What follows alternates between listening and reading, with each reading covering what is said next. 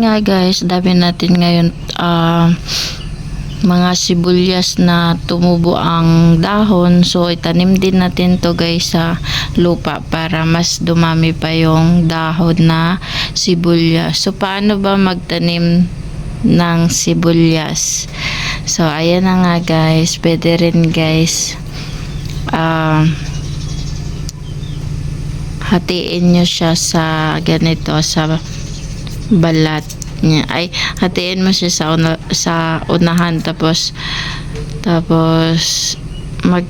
kapag after 3 days na magkaroon na siya ng ganito, so pwede na siya itanim guys sa lupa or sa paso. So ngayon, dahil tumubo naman na siya, dahil nakulob sa plastic, so itanim na lang natin siya muna sa lupa.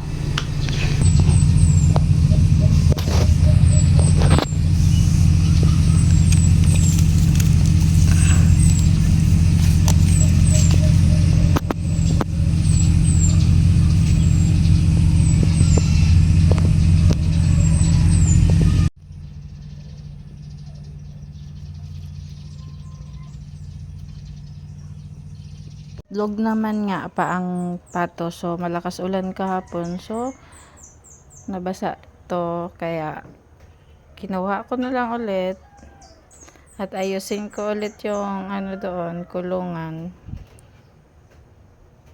Nagitlog lang siya sa baba, so nagitlog lang siya sa lupa, so ayan, nabasa. Kaya mayroon na naman kami another egg, blessed egg.